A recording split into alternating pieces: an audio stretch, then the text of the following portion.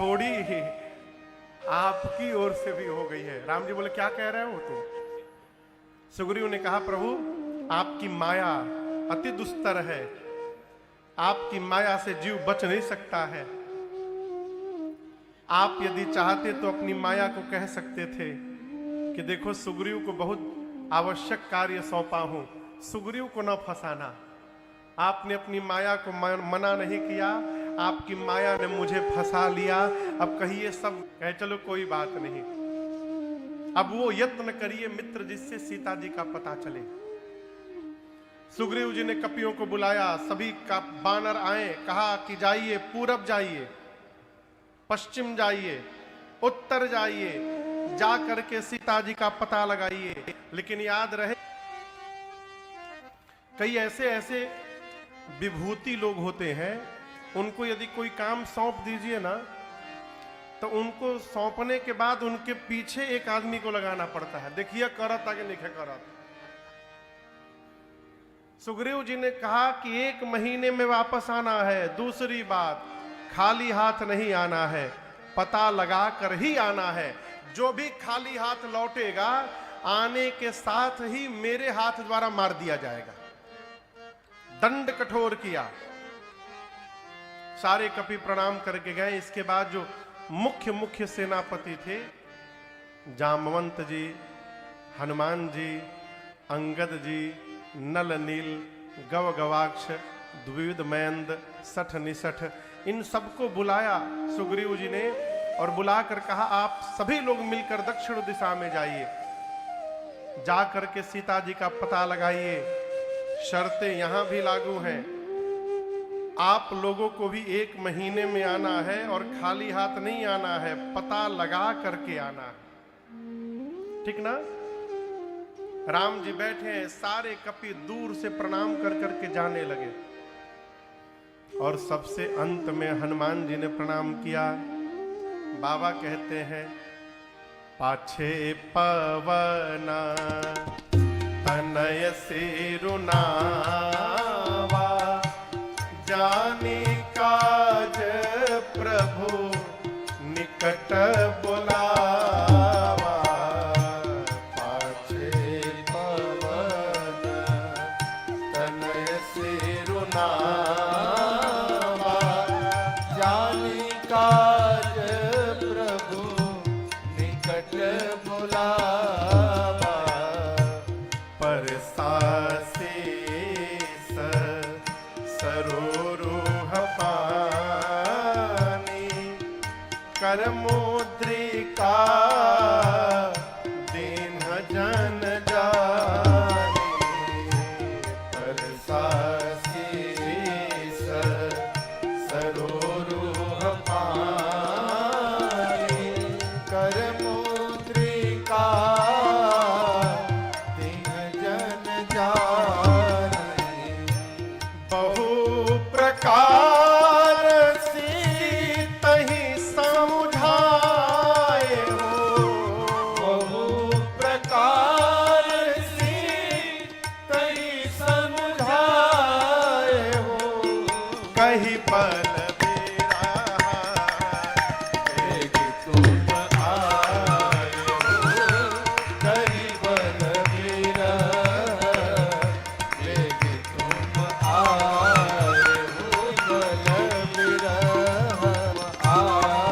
महाराज ने प्रणाम किया। कब प्रणाम किया? अंत में। जोर से कहिए, अंत में। आपको राम जी कोई काम करने के लिए कहेंगे तो आप सबसे पहले करने जाएंगे कि सबसे बाद में? कहिए कहिए, सबसे पहले जाएंगे। तो हनुमान जी सबसे पीछे काहे गए? मन नहीं थका जाने का? ये बड़ा अद्भुत प्रसंग है।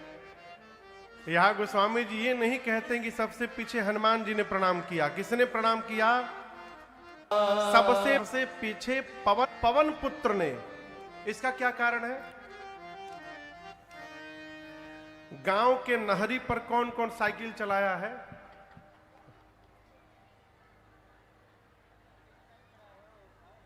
सबसे पहले कैंची चलाते थे कैंची जानते हैं?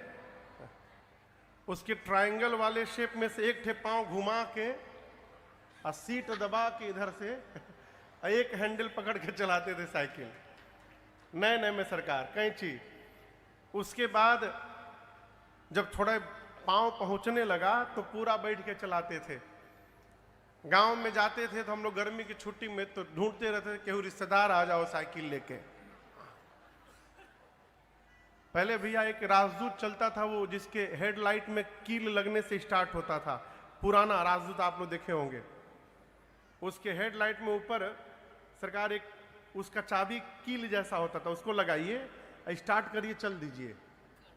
तो हमारे एक रिश्तेदार पहुंचे, हम नया नया बाइक सीखे थे, अभी 13-14 साल उम्र है। वो भीतरी गए, तब तक लकड़ी उसमें खो सके, हाँ, और चालू करके लेके चले गए। 2 राउंड गांव का मारे, मार करके चुपके से सोचे जल्दी जल्दी लगा दे, केहू देखे नहीं, और जल्दीबाजी में लकड़ियां निकालने गए तो आधी लकड़ी उसी में टूट गई।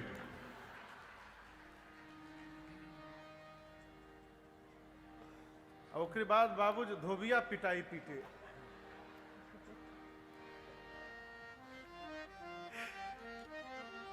तो जब गांव में हम लोग साइकिल चलाते थे, साइकिल चलाते समय यदि आगे से हवा आ जाए तो कैसा लगता था? बहुत मेहनत लगता था। हनुमान जी को दिया और कहा, बहु प्रकार सीतहि समूझाए,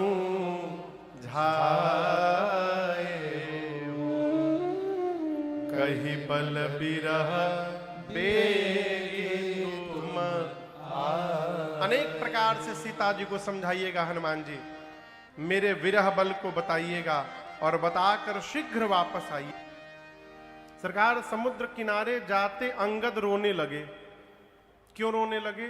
अब आगे जाएंगे तो पानी है, डूब के मर जाएंगे, बिना पता लगाए जाएंगे तो सुग्रीव मार देंगे, आगे भी मृत्यु पीछे भी मृत्यु, अब करें क्या? अंगद ने निर्णय किया, ना हम डूब के मरेंगे न पीछे सुग्रीव के हाथों मरेंगे, जब तक सीता जी नहीं मिल जाएंगी हम लोग यहीं बैठे रहेंगे। सारे कपि समुद्र के किनारे बैठ गए। चिंता न करिए भगवान, आप तो निमित्त मात्र हैं, कोई ना कोई मार्ग अवश्य निकलेगा। जहां ये सब लोग बात कर रहे हैं वहीं ऊपर पर्वत की खोह में, गुफा में जटायु के भाई संपाति बैठे हैं। क्या नाम है? संपाति। उनके पंख नहीं है, पंख नहीं है इसलिए उड़ नहीं पाते हैं। उड़ नहीं पाते हैं तो कहीं जा नहीं पाते हैं, कहीं जा नहीं पाते हैं तो भोजन नहीं मिला है, कई दिनों से भूखे हैं। नीचे देखे इतने सारे बानर, तुरंत बोले ब्रह्मा जी को, धन्यवाद ब्रह्मा जी, इतने सारे कपियों को भेज दिया आपने, आज सबको खा जाऊंगा। क्या बोले? सबको खा जाऊंगा। अंगद को सुनाई पड़ गया। अंगद बोले ब्रह्मा जी, हम लोगों ने कहा कि ना आगे जाके मरेंगे ना पीछे जाके मरेंगे, तब तक आपने यही मारने की व्यवस्था बना दी हम लोग। एक ये गिद्ध है जो हम लोगों को खाने की बात करते हैं। एक जटायु जी गिद्ध थे जिन्होंने राम कार्य में प्राण की आहुति दे डाली अपनी। संपाति सुने जटायु, कपियों से बोले निर्भय हो जाओ, डरिए मत हमसे। जटायु मेरे भाई को जामवंत जी ने सब कथा सुनाई। संपाति जी समुद्र तट पर गए, अपने भाई को तिलांजलि दी है और कहा कि जटायु और मैं दोनों भाई थे। एक बार दोनों भाई सूर्य की ओर जाने लगे, किरण से पंख जलने लगा तो जटायु तो नीचे आ गए, मैं अभिमान के कारण और निकट चला गया, मेरे दोनों पंख जल गए। तब चंद्रमा नाम के एक मुनि ने मुझसे कहा था, त्रेता युग में राम जी के दूत जब सीता जी का पता लगाने जाएंगे संपाति, तो उन दूतों का परिचय मिलने के साथ ही आपके शरीर में नवीन पंख निकल आएंगे। जामवंत जी बोले हम ही लोग वो दूत हैं। जैसे पता चला संपाति के शरीर में नया पंख निकल गया, पंख फुला के संपाति नाचने लगे। हो गया ना? अब हमारा काम करिए, देखिए कहीं सीता जी दिखाई दे रही हैं आपको? संपाति जी बोले हम तो रोज देखते हैं। बोले गीधहि दृष्टि अपार। संपाति बोले समुद्र में 100 योजन दूर त्रिकूट पर्वत पर लंका नगरी है, जहां अशोक वाटिका में सीता जी दिखिए, वो एक अशोक के वृक्ष के नीचे बैठी है सीता जी, मुझे दिखाई पड़ गया।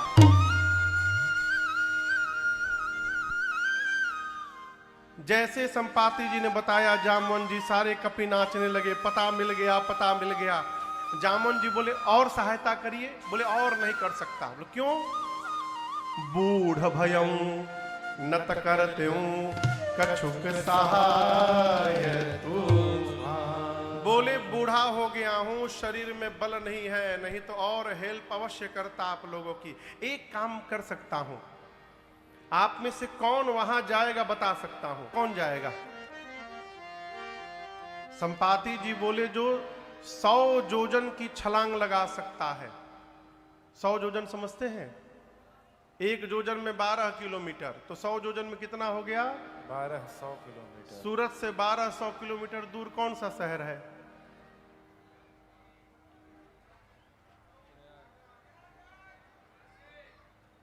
कौन एक मान लिया जाए, प्रयाग मान लिया जाए। हाँ।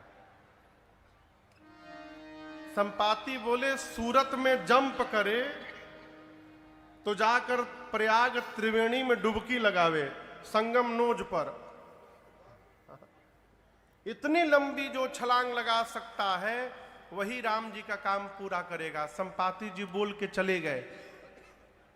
ये सारे कपि लोग आपस में बात शुरू किए कौन जाएगा हो, इतना दूर कौन जाएगा? नहीं, कोई इतना पॉसिबल नहीं है, इतनी लंबी छलांग कौन मारेगा? हम तो एक बार 20 योजन मारे थे बस। एक कपि ने कहा कितना मारे थे? दूसरके ने कहा तुम काम मारे हो? 30 मार के मैं बैठा हूं, 30 योजन। तब तक एक कपि ने कहा जामवंत बांधिए, 100 योजन पूरा हो जाएगा। कौन जाएगा? जामवंत जी जोश दिला रहे हैं, वीर तुम बढ़े चलो, धीर तुम बढ़े चलो, सामने पहाड़ हो, सिंह सी दहाड़ हो। बोलिए कौन जाएगा 100 योजन? अब कोई सांस नहीं ले रहा है। कई कपि तो जाके पानी पीने लगे। 90 योजन वाला पुछटा बांध के तैयार है। बोले हम जाएं। बोले कहां जाएं? 2 मिनट रुक जा। कहां जाएं? जामवंत जी बोले 90 नहीं, 99 योजन भी जाइएगा तो डूब जाइएगा। कितना जाना है? 100 योजन। कितना जाना है? जामवंत जी बोले आप लोग को अपने आप को युवा कहने में लज्जा नहीं आती है? मैं बूढ़ा हो गया, शरीर में बल नहीं रहा। जब मेरी जवानी थी, भगवान बलि को बांधने के लिए त्रिविक्रम रूप धारण किए थे। उस स्वरूप की उस समय मैंने 2 घड़ी में 7 परिक्रमा मारी थी। तब मेरी युवा अवस्था थी। मैं जवानी में रहता तो बता देता कि 100 योजन किसे कहा जाता है। जब जवानी को ललकार दिया ना, तो अंगद जी बोले जा तो सकता हूं मैं, लेकिन रिटर्न की मेरी गारंटी नहीं है। जिय संशय कछु फिरती बारा। जामवंत जी मन में बोले जब जाके आइए नहीं पाइएगा तो बीच में लबर लबर काहे बोल रहे हैं? जाना नहीं है, जाकर वापस भी आना है। अच्छा आप बताओ जाना किसको है? जिसको जाना है वो चुपचाप बैठा है, और जिसको जिसको नहीं जाना है वो सब फोटो खिंचवा रहे हैं। काम करने वाला चुपचाप काम करता है। सारे भैया लोग बैठे हैं, लेकिन हम कहें अरुण बाबू को, अरुण बाबू से हम मिलिए नहीं पाए, हम नहीं ठीक से मिल पाए। कहा है एक दिन रात पंडाले की व्यवस्था में लगे रह गए। लगे रह गए तभी कथा भी इतनी दिव्यता से हो रही है। अभी उनको पता चला भोर में गए हैं 4 बजे, फिर 6 बजे चले आए। सरकार सब जगह काम करने वाला काम करता है, बाकी जिसको कुछ नहीं करना फोटो खिंचवाता है हर जगह।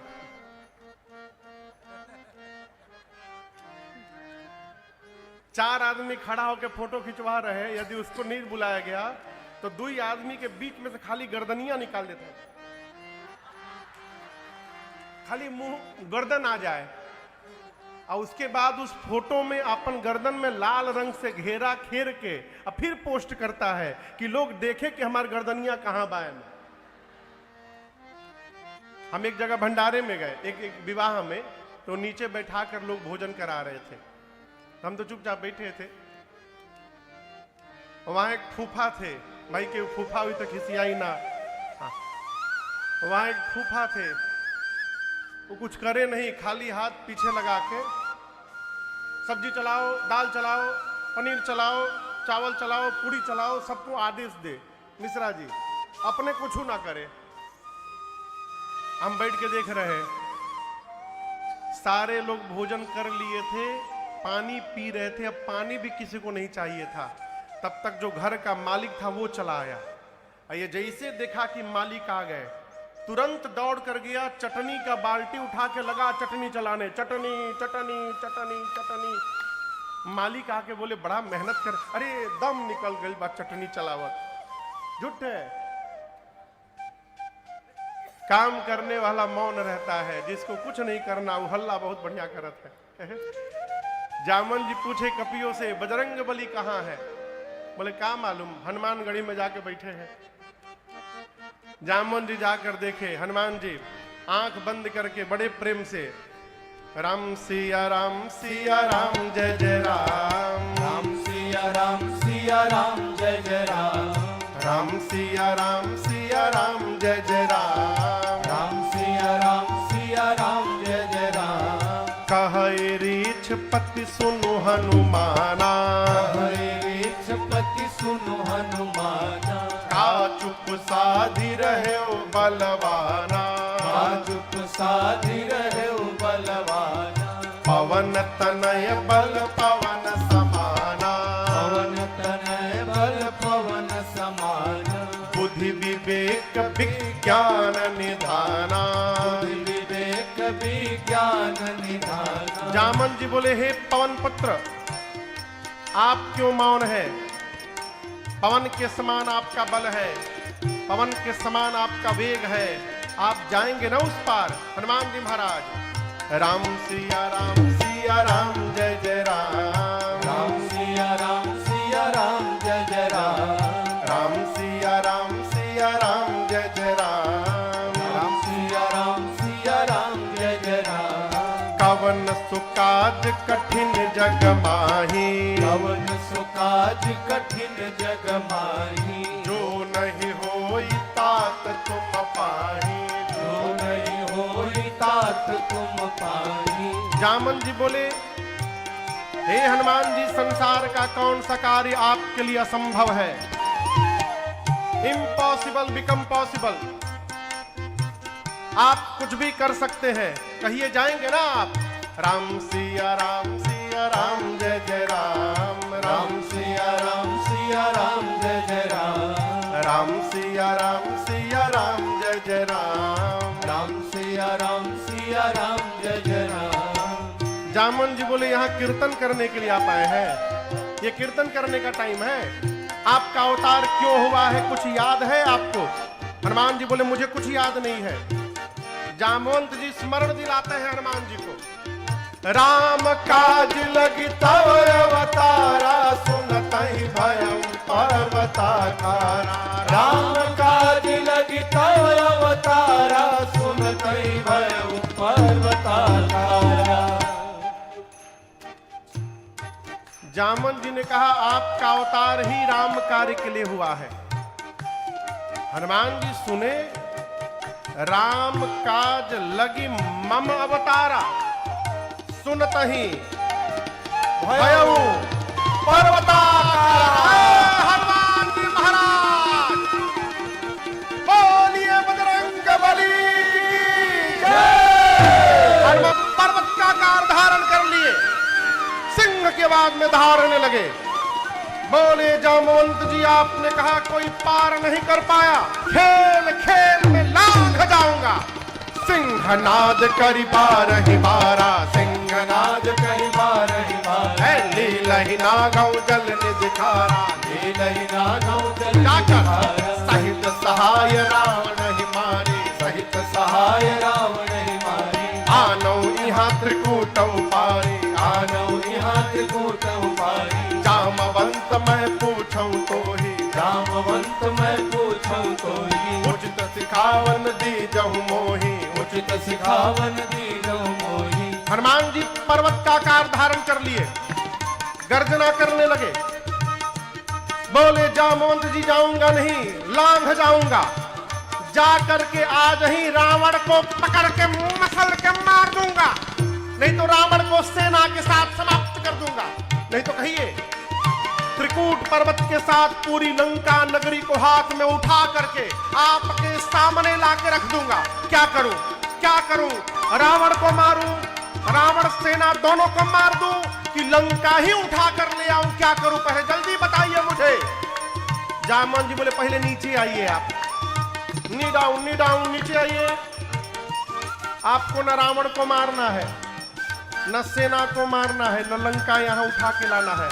हनुमान जी बोले करूंगा क्या, इतना करहूं तात तुम जाए, इतना करहूं तात तुम जाए, सीतहि देखी कहूं आए, सीतहि देखी कहूं सुधियाए। सीतहि देखी कहूं सुधियाए।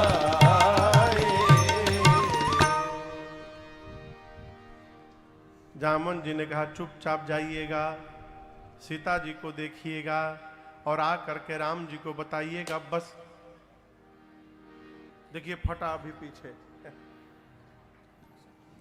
हनुमान जी बोले इतना दूर जाऊंगा, केवल देख के चलाऊंगा।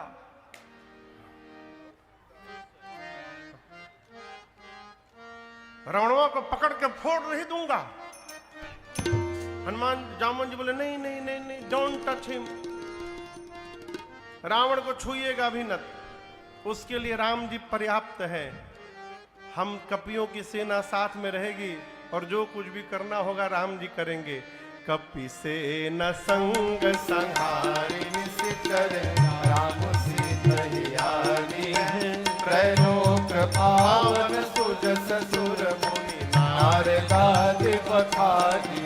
जो सुनत गावत कात समझत परम पद नर पावई। जो सुनत गावत कात समझत परम पद नर पावई। रघुवीर पद पाखो मधुकर दास तुलसी गावई।